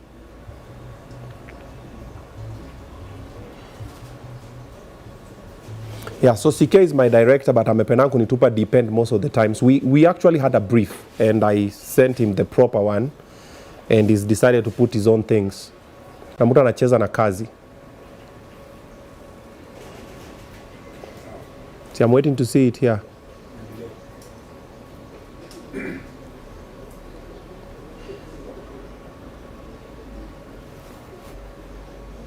It's not coming. You put it. The correct lower third, the squeeze back. Okay. Yes, that's the one. CK, come on. Kazi simple. One job. Not two. One. Director wangu anacheza na kazi. Kuna director mwingine anatafuta kazi. So we go to madfund.com na kuna watu wanasema ati embu haiko nini haiko, they're gonna come. So we're gonna start with these ones, tuna pile up, tuna build, because when you finish Kenya like this, we're going to Australia, we're going to UK, we're going to the Gulf, and maybe also the US. We're getting connects there, tunaongea na watu huko, lazima tuuze ticket before tuende ama tuende Kiturambe. But tukimaliza kuzunguka Kenya hivi, the last place itakuwa KICC hopefully, na tunajua nyinyi mtakam tujibambe. We're doing stand up comedy, ni vicheko, tutacheka proper. After hiyo kuna dance, kuna msanii ndakuja naye, anaweza kwa Calligraph, anaweza kwa Octopizo, anaweza kwa Nameless, anaweza kwa Major, anaweza kwa Sean MMG, whoever, anaweza kwa King Kaka, surprise artists in different town will be having different artists. After performing tunakaa chini na MP wenyu ama MCA wenyu ama governor wenyu, hivi tunafanya Obinna show live na nyinyi. Maswali mnataka sana kuuliza MP wenyu ama MCA ama governor, mtamuuliza live. Tunakaa tukishapiga story, microphone inazunguka, wasi wanauliza maswali zao. Then after that we're gonna take pictures with everybody who comes. If you come for the show, you'll have a picture and a video with myself, then my Facebook, and all the other comedians that I'm coming along with, and even the musician. So buy your ticket because they're only limited. We don't want too many people because we still don't have that manpower. Ndo tumeanza. Tunataka tu watu wachache, compact, polite, tunaingia kwa space, tunawachekesha, kila msana anajibamba. So every Saturday starting July we'll be in a different place hopefully. And if you want to partner with us, you can send me an email. That's tvobinna@gmail.com. You can partner with us. Maybe you have a venue. Maybe you are a client. Unataka kuride nayo tuende nayo, ama unataka kusponsor. tvobinna@gmail.com is the email you find us on. Let's go make people happy. Let's spread awareness about mental wellness and mental health. This is actually the mental health month. So that's what we are doing. But we are spreading happiness. We are doing it the best way we know how. Alrighty. Back to you. 2027. Umesema unakimbia unaenda kukua MP. 2027 I'll be on ballot. Watu wa Nakuru. Sija settle bado, but I must be on ballot. 2027. 2027. Nakuru wapi? Nakuru East. But ikishindikana senator governor siitishi, but I will be on ballot. God damn. Yeah. My nigga. That's what's up. That's what's up. Kuna wale juu unasomea degree. Umesomea degree gani? Business IT. Business IT. So museme, huyu anakuja kutuchekesha kwa parliament. Mambo ni serious. By the way, kwa wale wajui, I'm actually doing my degree mass comm, but I'm specializing on PR. I'm actually on my 3rd year. I'm doing online at MKU. You can check me out over there. Inaniramba lakini nangangana tunayo. So hopefully by 2025 I'll be graduating nikimaliza kusoma. So wanaume wajitume. Masomo ni very important. Very, very important. Why Nakuru East? That's my home. That's one. 2, I've always had the passion of becoming a political leader. Okay. 3, I don't know how much change I'll impact, but I really hope I will with such situations that tumetoka kupigania hapa. Okay. Yeah, since nimetesekea huko, you know. Okay. Nimekuwa creative kutoka huko where very few come from. Okay. Now also the normal shidas za mwananchi. Okay. So 2027, if not the senator's seat, I will be on ballot. Mbona CMCA? Iko chini sana, nimepunguza watu wenye na represent. Hata ikiwezekana naendea president. Ni venye I want to represent as many people as possible. I want to impact as many people as possible. Okay. Yeah. Ndio maana nimesema niko na the foundation as well. Okay. My goal is to make sure I have a slogan musema, the goal is to make everyone smile. My goal is to make as many people as possible feel nice. Okay. You know, enjoy, feel nice. Yeah. Yeah, kipesa. From whatever I'm doing. So Okay. politically, comedically, yeah. But 2027, I will be on ballot. I always say there's something I'm trying to achieve. If I do it without getting any political seat, I will not get into politics personally. But if I can't achieve it when I'm outside, I'll have to get in so that I can implement nani force from within. I'm so passionate about wanaume because men also hurt, men also cry, men also bleed, and nobody really seems to care about men, about boy child, and we're losing a lot of men, and a society without men is lost. Then also I'm very passionate about mental wellness, and now it ties down to men. because mortality rate ya wanaume hata suicide na depression is higher on the men's side. Very high. Then I'm very passionate about children. They are innocent beings who didn't write any letter to be born. Yeah. Then they are going through a lot of situations. Mimi nikona mtoto hata kilia, I don't like. Even my kids know. I'm always like, there's no need to cry if we can talk about it. But you know, sometimes kuna ule msanda kulia unamshikilia, analia, then akimaliza, you finish, so now let's talk about it. Because I always feel I'm more pragmatic. Let's find the solution instead of being more. So when I see children, na unamtoto ametupwa wapi, napata nini, kwa orphanage nikienda, I'm like, so tena nikitoka, tena wataniona December, pana, so I keep coming back.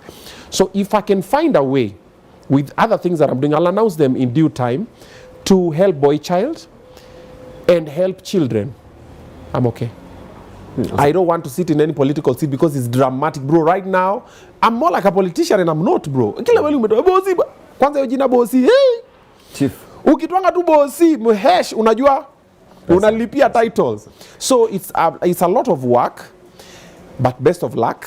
We wish you best of luck. But however, now that you've mentioned it, let me just throw a spanner in the works. You think the MP for Nakuru East right now is not doing his job? No. Oh. Yeah. Hajatengeneza So barabara? far so bad. Yeah, I think he's been an MP for 3 or 4 terms sasa. Ow! Wow! I think 3. 3 terms? 3 Casco say. And I don't think he has impacted that much. But at the same time, it's not all about him. It's not like majorly about him not doing. It's about me wanting to do. But ngoja, huyu MP wenyewe anaitwa nani? David Gikaria. David? Gikaria. Gikaria. Amekuwa MP 3 terms. I think this is the 3rd one if I'm not wrong. Ni ya 3. Yeah, si ndio? Na kuna kitu amefanya kwa ground? It's not about Kenya hajafanya. It's about Kenya nataka kufanya. If at all nipate nafasi ya kuwa president, saizi I'll be president. Not because of what Ruto has not done. Because of what I feel what I you want to do. Yeah. That's a So I feel point like to I look have at the same dream as you, only that mine is all rounded. With the foundation I've told you, I wish I'd have already put it in place ningewambia. But with the foundation I've told you, mine is all rounded. Iko kwa street kids, you know, men. That's your manifesto? Boys, not manifesto per se, for the foundation. I'm not doing anything political until time comes. As for now, I'm doing everything for the foundation. For Kabugi, you know, to impact. Hiyo time inaweza fika ni sare. Cause pia naogopa drama ya politics mbaya sana. Inaweza fika ni I'm out. If at all I'll have achieved as well, but I really don't think I will have. Because I've tried enda ushago ujaribu kusponsor vijana wacheze ball. Ndio uta realize the drama that is in politics. Uwezi wa sponsor kama MP ama MCA yuko. Wewe unatuharibia jina. They must come in. Atakupatia 20k ama 10k. Na atasema ride kwa hiyo wave. So, however much I want to achieve it without being there, I feel like I must be there for me to. Do you have the money? There are people who are saying hauna pesa. I will get the money by then. I don't need the money. I'll try and see what I actually nilikuwa na bazoo hapa. I'm really looking for mentorship from such people. From Mike Sonko. Kama Mike Sonko, yeah. Mentorship, not money wise. Yeah. Mentorship ya politics, you know. He was a guy who was so passionate before kwa MP. Ina issue. Mike Sonko alianzia hapa. Alianzia pesa. Before kuwe MP, akuwe senator. Tuko 2024. We still have 3 years. 3 years. Akimenta na nijisaidie pia kutafuta pesa. By then tutakuwa na nini? For a successful MP campaign you need about 50 million. That's small money. That's the idea. Yeah. That's the morale. 50 umeita 50 million. Kijana sikia, wacha nikuambie. No, it's small money if you have it.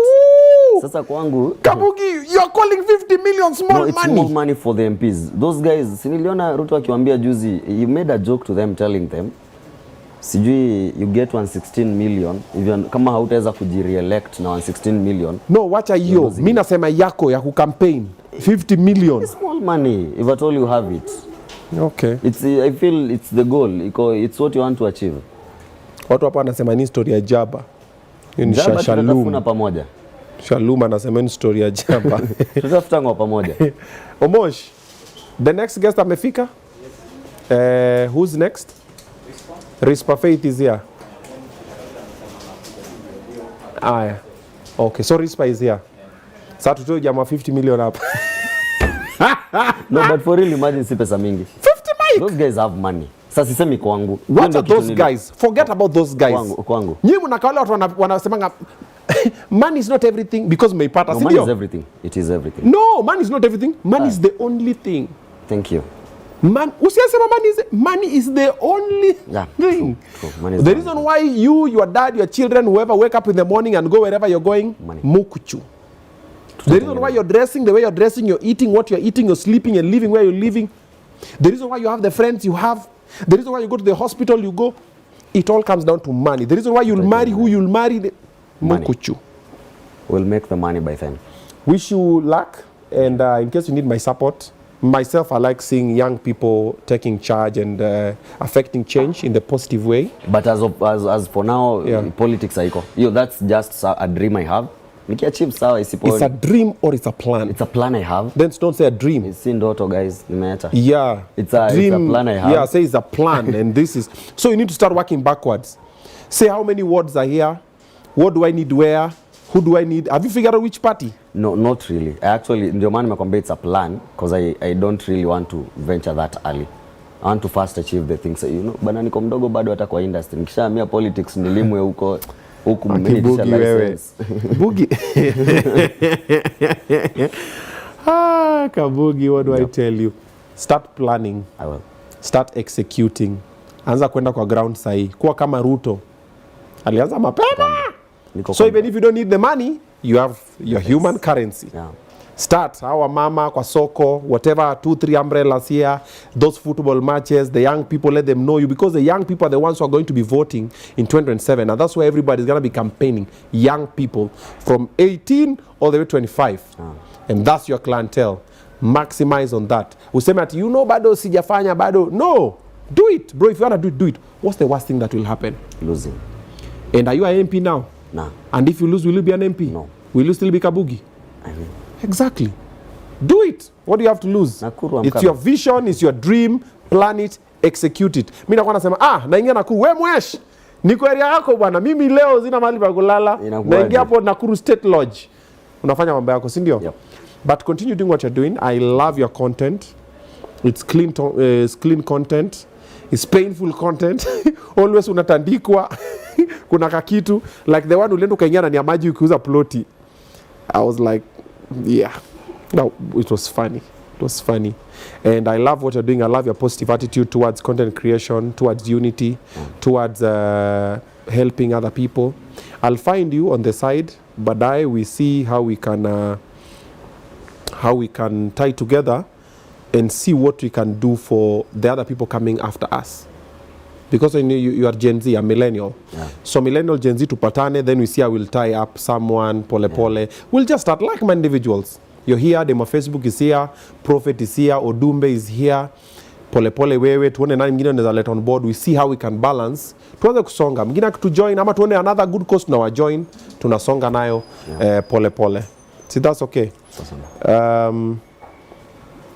Remember to subscribe to his YouTube pages. Follow me on Facebook. Follow him as well on Facebook. Facebook yake ilifanyiwa ile kitu yenye TikTok yangu ilifanyiwa. Facebook yako ni? I am Kabugi. I am Kabugi. Yeah, with a double I mwisho sasa. Yes. Yeah. I am Kabugi. Yeah. Also remember to subscribe on this YouTube page. If you're watching this and you have not subscribed, kindly do so. We've just hit over 400,000 subscribers. Asanteni sana. The rest to 1 million. Na naendelea nayo. Also Obinna TV Extra, the Obinaz, the weekly show. We have My Woman KE na pia pages zote za demo Facebook, from her Instagram, her TikTok to also her YouTube. Mmemsupport sana. Kwanza YouTube na Instagram ashapita 100,000 subscribers. She's so over the moon. Thank you. We could not have done it without you guys. Siko sawa? Tumemaliza, tumefunga mchezo? Yes. We have merchandise. Yes, munanunua mahudi zetu, at least pia si tulipe rent jamani. Unataka jumper, unataka t-shirt, unataka nini mandiko Obinna Show Live, you get to support the show that way. You can get to buy our merchandise. The number should be on the screen. Kama Sikia amefanya mambo yake, call that number, mwambie kutumia merchandise yako. Baridi sikuje. Hizi mwezi zinakam. There's a lot of cold that is coming. Tafuta hoodie. We are going to Nakuru. Hopefully, can you join the tour? Myself, Demo Facebook, and a few of other comedians. Would I come through? Yeah. So this is an official invite. I want you to come and do stand-up comedy on stage. Tuchekeshe watu Nakuru. Juko ni kwenyu, tunakuja kwenyu. We must have the area MP. Yeah. So that's what's up. Yeah. Thank you so much for watching this live. I'm coming back in the next 10 minutes or so. Nakunya tu kopo la juice. Tunarudi na Rispa Faith. She's in the building. Yes, all the way from all the drama she's been doing from Nairobi Diaries, Sayako show, Max with another show, story ya bwana, mara amewekwa, mara ni gold digger, sijui mara amefurisha mahuo, mara ame lose weight, mara yeye ni ashawo. All of those business, we're going to be discussing them. Haujui Rispa Faith? Namjua. Haujui Rispa Faith? Simjui that, like simjui from kumjua personally. Let me go introduce you now. Ni mama ish. Sigu mama. No, ni mama ish because ni painting. Lakini ameolewa na kona sijui mtoto mmoja ama ni wawili. Alafu alikuwa amebeba alafu akaenda sijui akafanya. Sasa type yako, si type yangu. Shida unajua pia mimi. Pia okay, si type yetu sahi. Yeah, so we don't need to. Kuna pesa. Pesa ako nayo but ya bwanake ana doa, kuna nyumba Kitusuru, what do you mean na wamejenga? Ndio urafiki na bwanake sasa. I'm seeing you guys the next 10 minutes with Rispa Faith.